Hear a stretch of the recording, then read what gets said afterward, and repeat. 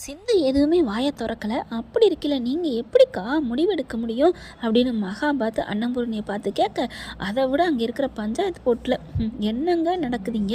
அந்த ரெண்டு பெரிய மனுஷங்க அன்னைக்கு அதே மாதிரி தான் சிட்டுவை கூட்டிகிட்டு வந்தப்பவும் ஊர் மக்கள் முன்னாடி வச்சு நிரூபிச்சிச்சு, கோர்ட்டில் வச்சும் நிரூபிச்சிச்சு. அப்படி இருக்கிற இப்போ பார்த்தீங்கன்னா மறுபடியும் அந்த பெரிய தலைங்கிற பேர் வழியில் உங்கள் மருமகளும் மயனும் பேசாமல் இருக்காங்கல்ல, அவங்கக்கிட்ட கேளுங்கம்மா அப்படின்னு அன்னபூர்ணியை பார்த்து சொல்ல, அன்னபூர்ணி வராங்க.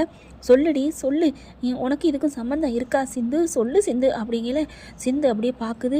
சிவா வந்து என்ன சொல்கிறேன்னு தெரியாமல் மட்டி மாதிரி நின்றுக்கிட்டு இருக்காரு. அதுக்கப்புறம் சிந்து பார்க்குது. போதும் டாக்டரே, நீ இது வரைக்கும் எனக்காக நீ பட்ட கஷ்டமெல்லாம் போதும். எனக்கா நீ என்னென்னமோ பண்ணிட்ட. எனக்கா நீ ஏன் இப்படி, நீ பாவம் கஷ்டப்படக்கூடாது. நான் உண்மையை சொல்லிடுறேன். உண்மையை சொன்னா தான் எனக்குமே குற்ற உணர்வுலேருந்து நான் வெளியில் வருவேன் அப்படின்னு சொல்லிட்டு, அத்தை நான் சொல்லிடுறேன் அத்தை அப்படிங்கிறாங்க. அப்பாடா, உண்மையை சொல்ல போகிறா. எப்படியும் சிந்து உண்மையை சொல்லிடுவா அப்படின்னு ஸ்னேகாவுக்கு சந்தோஷம் தாங்கலை. அதுக்கப்புறம் உண்மைதான் அத்தை அப்படின்னு சொல்லிடுது. என்ன சொல்கிறேன்? ஆமாம், நான் என்ன பண்ணுவேன், டாக்டர் மேலே உசுராக இருந்தேன், அதனால தான் நான் அப்படி பண்ணேன். சுல்லா சொன்னது எல்லாமே உண்மைதான், டாக்டர் மேலே எந்த தப்புமே இல்லை, டாக்டர் ரொம்ப ரொம்ப நல்லவர் அப்படின்னு எல்லாத்தையும் போட்டு உடச்சிருதுங்க. அப்படியே தலை சுற்றுது. அடி பாவி, என்னடி சொல்கிற அப்படின்னு அன்னபூர்ணி கேட்க, உடனே மகா வருது. என்னக்கா இதுக்கு மேலே என்னக்கா பேசணும்? அடி பாவி பாதகத்தி சண்டாளி, நான் சொன்னேன்ல, யாராவது நம்புனீங்களா? யாராவது என் பேச்சை கேட்டிங்களா அப்படிங்கிற ஸ்னேகா பார்க்குது. என்ன அத்தை போதுமா? நீ பேசாத, நீ வாயை முடிட்டு அங்கே இல்லை அப்படின்னு சொல்லிட்டு மிரட்டிடுறாங்க. அதுக்கப்புறம் அன்னபூர்ணி வருது. என்னடா சிவா, பெரியம்மா அது பெரியம்மா, ஐயோ அப்போ உனக்கு நான் வாழ்க்கைக்கு துரோகம் பண்ணிட்டேனா? உன் வாழ்க்கையை நான் கெடுத்துட்டேனா? ஏன் சிந்து, உன்னை நான் எவ்வளோ நம்பினேன். ஐயோ, அதுக்கப்புறமாவது நம்ம வீட்டுக்கு வந்ததுக்கப்புறமாவது அத்தை அத்தை அப்படி இல்லை அத்தை, நீ என்கிட்ட ஒரு வார்த்தை சொன்னியா? நீ இப்படி படுபாவியாக இருந்திருக்கியே அப்படின்னு சொல்லி அவங்க அப்பா வராரு. சிந்து என்னம்மா, யாருக்காகம்மா பயப்படுற? இப்போவும் பார்த்தீங்கன்னா அந்த மனுஷன் யாருக்காக பயப்படுன்னு கேட்குறான். ஏன் இப்படி பண்ணேன்னு கேட்கல. சிந்து பைரவி வருது. சிந்துவை பார்த்து, என்ன சிந்து நிஜமா சொல்கிறியா இல்லை யாருக்காகவும் பயப்படுறியா? சிவா என்ன சிவா சொல்லுங்க அப்படிங்கிறாங்க. தாலி கட்டினது நீங்கள் தானே? அவன் தான் அன்னைக்கே ஆரம்பத்துலேருந்து அடித்து சத்தியம் பண்ணான், நான் தாலி கட்டலைன்னு. நீங்கள் எல்லாரும் யாராவது கேட்டிங்களா? போலீஸில் வரைக்கும் கம்ப்ளைண்ட் கொடுத்து அட்டி நுங்கு உரிச்சாங்க. அப்போ முதற்கொண்டு சிந்து வாயை திறக்கலை. இப்போ பார்த்தீங்கன்னா சிந்து வாயை திறக்க ரெடி, ஆனால் சிவா வாயை மூடிட்டாரு. அடுத்து அன்னபூர்ணி பார்க்குது. இங்கே மகானால் இருக்க முடியல, அப்படியே தாலியை பிடிச்சி தாடி அப்படின்னு அக்குதா. அன்னபூர்ணிக்கு என்ன பண்ணுறதுன்னு தெரியல. அப்படியே நெஞ்சை பிடிச்சிட்டு, நம்ம வீட்டுக்கு வாழ வந்தவன் இப்படி ஆயிடுச்சே அப்படின்னு மயங்கி விழுகிறாங்க.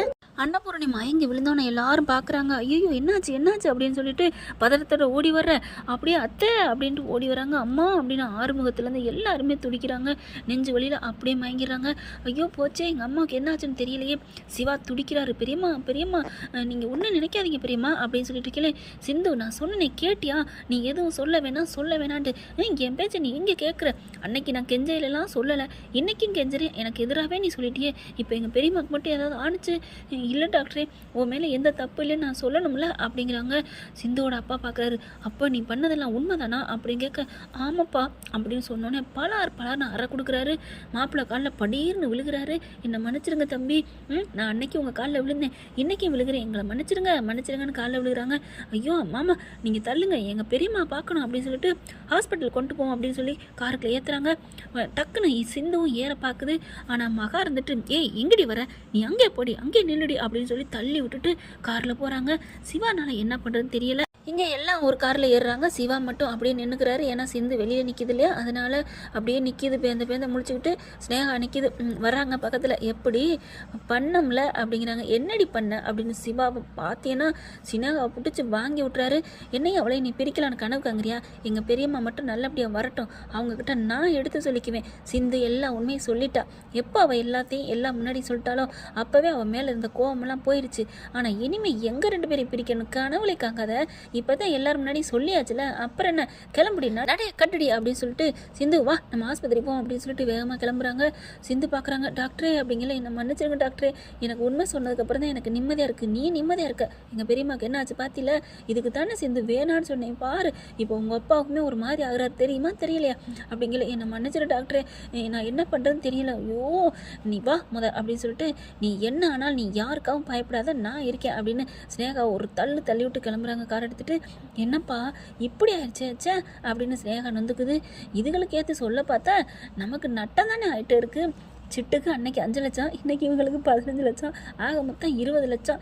இவங்களுக்கு காசு ஒன்றும் பெருசு இல்லை, ஆனால் காரியாகாமலே 20 லட்சம் வீணாக போச்சே சினேகாவுக்கு. பார்க்கலாம் ஃப்ரெண்ட், எப்படியும் போகலாம். என்ன நடக்கும்போது அப்படிங்கிறத பொறுத்திருந்து பார்க்கலாம். இந்த பதிவு உங்களுக்கு பிடிச்சிருந்துச்சுன்னா அவங்க பொண்ணான கையில் ஒரு லைக்கை போட்டு சப்ஸ்கிரைப் பண்ணிடுங்க. Thank you friend.